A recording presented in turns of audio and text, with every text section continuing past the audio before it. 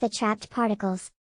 When charged particles from the solar wind encounters and interacts with the Earth's magnetic field, it compresses its sunward, forming the magnetosphere, see. This scenario creates a supersonic shock wave known as the bow shock. The solar wind drags out the night side of the inner magnetosphere. This extension is known as the magnetotail. Although the magnetosphere is constantly being bombarded by charged particles, they are being deflected and cannot easily penetrate the region. However, some particles gain entrance through the polar region and become trapped in the Earth's magnetic field. The trapped particles are contained in one of two donut-shaped magnetic rings surrounding the Earth called the Van Allen radiation belts.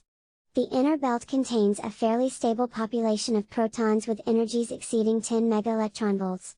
The outer belt contains mainly electrons with energies up to 10 megaelectronvolts. The charged particles which compose the belts circulate along the Earth's magnetic lines of force.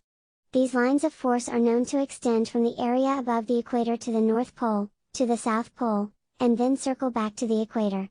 There is a part of the inner Van Allen belt, VAB, that dips down to about 200 kilometers into the upper region of the atmosphere over the southern Atlantic Ocean off the coast of Brazil.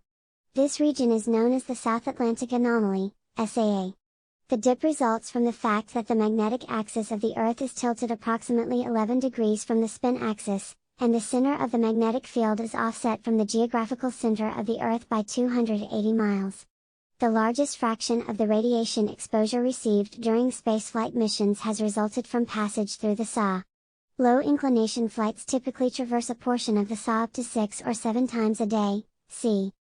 A. The Earth's magnetosphere showing the Van Allen radiation belt. B. Outer and inner, proton, belt, source, ref. The transient particles. The transient particles or radiation environments consist of particles from solar events such as solar wind, solar flares, CMEs and galactic cosmic radiation in the interplanetary and near-Earth space regions. The solar wind consists of relatively low-energy electrons and protons that can significantly affect externally mounted spacecraft components. Solar flares are also a major contributor to the overall ionizing radiation level. A solar flare can emit and accelerate energetic particles or protons in the interplanetary space that can reach Earth within 30 minutes of the flare's peak. CMEs can propagate into the solar wind and drive shocks, which in turn accelerates solar energetic particles, and also deflect the galactic cosmic rays, GCRs, entering the heliosphere. CME can cause geomagnetic storms and other associated phenomena, leading to large-scale disturbances with adverse consequences in the geospace environment that can affect satellite systems.